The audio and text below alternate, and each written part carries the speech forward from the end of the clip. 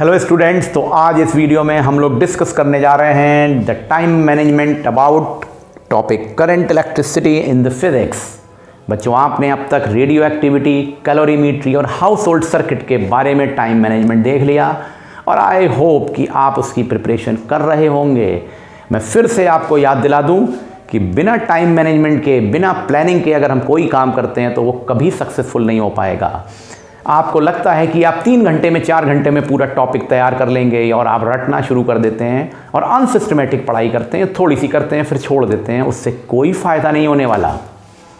जब तक आपके पास एक प्लानिंग नहीं होगी, टॉपिक कंटेंट नहीं होंगे, आप कुछ भी नहीं कर पाएंगे। तो देखिए, इसके लिए ज़रूरी है कि टाइम मैनेजमेंट हो। तो आइए शुरू करते हैं। करंट इलेक्ट्रिसिटी, इसको पढ़ने के लिए 12 आवर लग जाएंगे। अब आप कहेंगे सर इतना टाइम कैसे हम दें? तो फिर तो बहुत मुश्किल हो जाएगा। अगर आप ऑनेस्टली देखें, आप जब अनसिस्टमेटिक तरीके से पढ़ते हैं तो 12 आवर नहीं, कई डेज लगा देते हैं। और अगर आप 12 घंटों को 4 दिन में डिवाइड कर लें या 6 दिन में डिवाइड कर लें तो 2 घंटे रोज़ पढ़िए, करंट इलेक्ट्रिसिटी परफेक्ट हो जाएगा। और मेरे बताए टाइम मैनेजमेंट से पढ़िए। तो देखिए, लेकिन आप 12 आवर से कम में इस टॉपिक को तैयार कर ही नहीं सकते और ये टॉपिक बड़ा इंपॉर्टेंट है। इससे एक न्यूमेरिकल कंपलसरी सेक्शन में आएगा, रेजिस्टेंस है, और एक सर्किट प्रॉब्लम ऑप्शनल में, और बहुत स्कोरिंग होता है और आसान भी होता है। तो आइए शुरू करते हैं। तो देखिए, पहला टॉपिक जो आपको तैयार करना है वो है कॉन्सेप्ट ऑफ करंट और concept of potential, their definition, formula, unit and the instrument use for this measurement. ये सारी कंटेंट देखिए, जितना मैं लिख रहा हूँ आप उतना तैयार करिए, सफिशिएंट है। इसको तैयार करने में आपको याद करना है 1 आवर का टाइम लगना है, बहुत ज़्यादा टाइम नहीं लगना है, क्योंकि पहले भी आप पढ़ चुके हैं और समझ चुके हैं। दूसरा पार्ट आता है रेजिस्टेंस, बहुत इंपॉर्टेंट है। रेजिस्टेंस की डेफिनेशन आपको तैयार करनी है, उसका क्या कॉज होता है और किन फैक्टर्स पे वो डिपेंड करती है, लेंथ और cross section area, temperature, like that.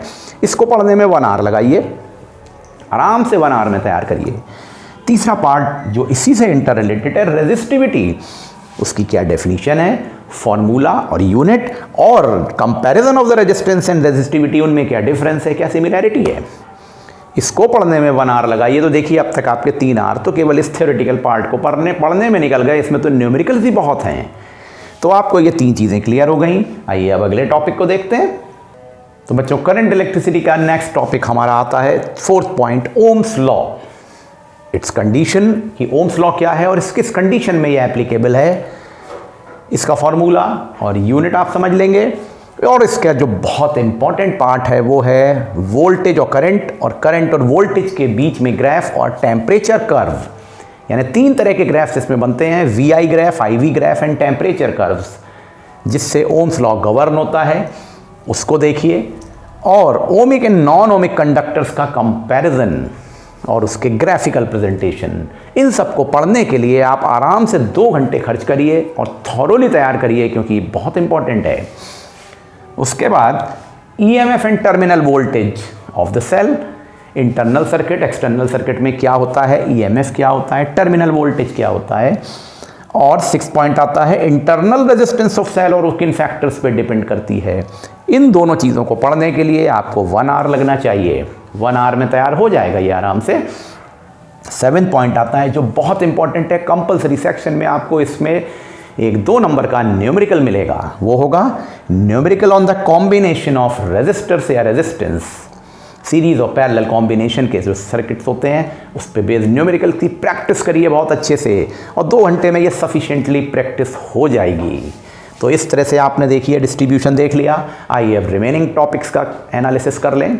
तो बच्चों, इस चैप्टर के जो और कुछ टॉपिक्स बचे हैं उनको देखिए। तो देखिए, 8th पॉइंट आता है न्यूमेरिकल्स ऑन द सर्किट। तो ये सर्किट प्रॉब्लम्स जो हैं, इलेक्ट्रिकल सर्किट, ये तो बहुत इंपॉर्टेंट है और इसको प्रैक्टिस करने के लिए आप 3 घंटे कंज्यूम करिए। 3 आवर्स में आपका पूरा थॉरोली तैयार हो जाएंगे सर्किट प्रॉब्लम्स।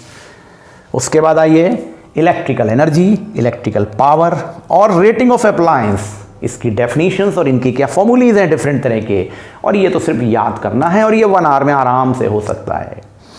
उसके बाद आते हैं यूनिट ऑफ इलेक्ट्रिकल एनर्जी, जो बहुत इंपॉर्टेंट है, किलोवाट आवर, और कमर्शियल यूनिट जिसको कहते हैं, और इसका रिलेशनशिप जूल के साथ में।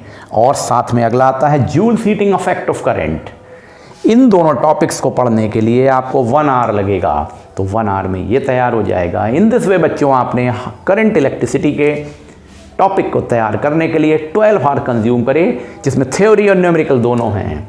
आई होप आपको ये लॉजिक क्लियर हो गया होगा। इस टाइम मैनेजमेंट को फॉलो करिए और अपने इस टॉपिक को तैयार करिए और नेक्स्ट वीडियो का वेट करिए, जिसमें मैं आपको साउंड के चैप्टर से रिलेटेड टाइम मैनेजमेंट के बारे में बात करूंगा। Thank you.